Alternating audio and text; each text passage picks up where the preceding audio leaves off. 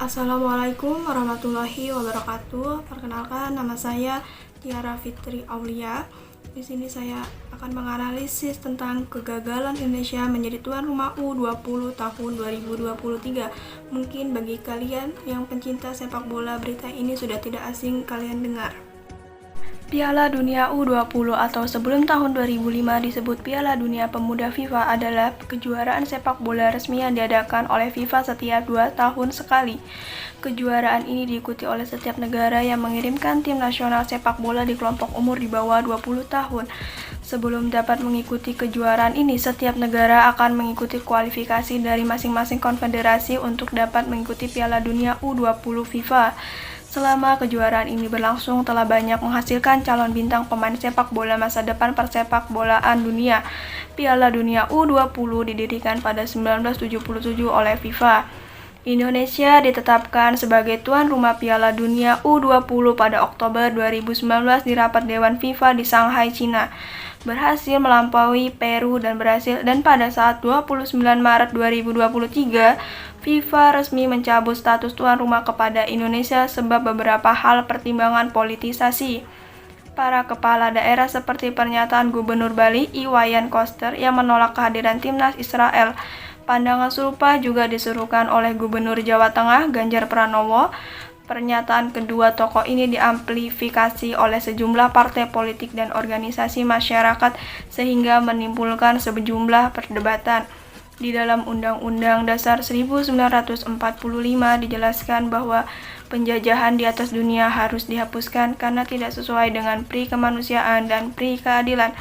Maka itulah yang menjadi pertimbangan politik kedua kepala daerah tersebut. Sedangkan pernyataan beberapa tokoh masyarakat, ia mengatakan bahwa sepak bola tidak boleh ada campur tangan politik. Sentimental warganet dan masyarakat Indonesia mulai muncul propaganda, muncul ada yang sepakat dengan pernyataan kepala daerah tersebut dan ada yang tidak sepakat.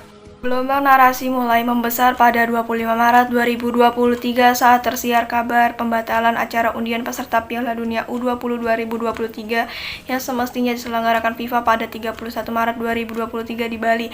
Eskalasi isu di media sosial meningkat tajam pada 29 Maret 2023 saat FIFA resmi mencabut status Indonesia sebagai tuan rumah Piala Dunia U20. Bahwa penyebab utama kegagalan Piala Dunia U20 di Indonesia adalah sepak bola tidak bisa dilepaskan dari urusan politik. Kegagalan menjadi tuan rumah Piala Dunia U20 menjadi pelajaran untuk membenahi sepak bola dan lebih luas lagi menanggapi perkara persatuan bangsa. Pendapat saya bahwa yang diuntungkan politik di sini adalah Indonesia. Kedua kepala daerah tersebut berhasil menjaga marwah dari Indonesia yang sangat menjunjung tinggi nilai-nilai perdamaian dan keadilan, dan juga tidak mudah tunduk atau diplomasi dengan negara penjajah seperti Israel yang menjajah Palestina. Sepak bola tidak dapat dicampur tangani oleh politik karena sejatinya sepak bola hanya olahraga, dan Israel datang ke Indonesia di usia 20 tahun kurang atau lebih. Ia datang hanya untuk bermain sepak bola, tidak sedang memegang senjata. Ia tidak tahu tentang politik luar negeri. Kerugian seperti apa yang kita ketahui bahwa Indonesia menyiapkan Piala Dunia ini tidak dalam semalam, tetapi bisa dihancur dalam semalam. Yang paling mengerikan ketika timnas Indonesia U20 telah mempersiapkan semuanya latihan yang tiada henti. Mereka bermimpi bahwa suatu saat akan bermain di pesta sepak bola sedunia. Harapan ini pupus seketika dan yang wajib dipertanggungjawabkan adalah pemerintah yang menghancurkan mimpi persepak bola kita. Negara Israel adalah sebuah negara yang terletak di Timur Tengah yang memiliki sejarah panjang dan kompleks. Negara ini didirikan pada tahun 1948 oleh komunitas Yahudi di Palestina, yang merupakan keturunan dari bangsa Israel kuno yang disebut berasal dari zaman Abraham, Ishak, dan Yakub. Bangsa Israel kuno pernah memiliki kerajaan sendiri di tanah Kanaan, yang kemudian dikenal sebagai tanah Israel. Kerajaan ini mencapai puncak kejayaan di bawah pemerintahan Raja Daud dan Salomo yang menjadikan Yerusalem sebagai ibu kota dan membangun bait suci pertama di sana. Namun kerajaan ini kemudian terpecah menjadi dua dan akhirnya ditaklukkan oleh berbagai kekuatan asing. Meskipun mengalami pengusiran dan diaspora selama berabad-abad, orang Yahudi tetap mempertahankan identitas dan agama mereka. Mereka juga terus bermimpi untuk kembali ke tanah leluhur mereka dan membangun kembali negara mereka sendiri. Gerakan Zionisme modern muncul pada akhir abad ke-19 sebagai usaha untuk mewujudkan mimpi mereka. Pada tahun 1917, pemerintah Inggris menetapkan deklarasi Balfour yang menjanjikan orang Yahudi mendapat tanah di Palestina. Namun janji ini menimbulkan konflik dengan penduduk Arab Palestina yang juga mengklaim hak atas tanah yang sama.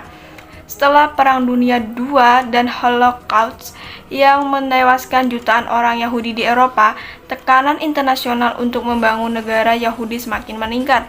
Pada 1947, Perserikatan Bangsa-Bangsa PBB mengusulkan rencana pembagian Palestina menjadi dua negara, satu untuk orang Yahudi dan satu untuk orang Arab.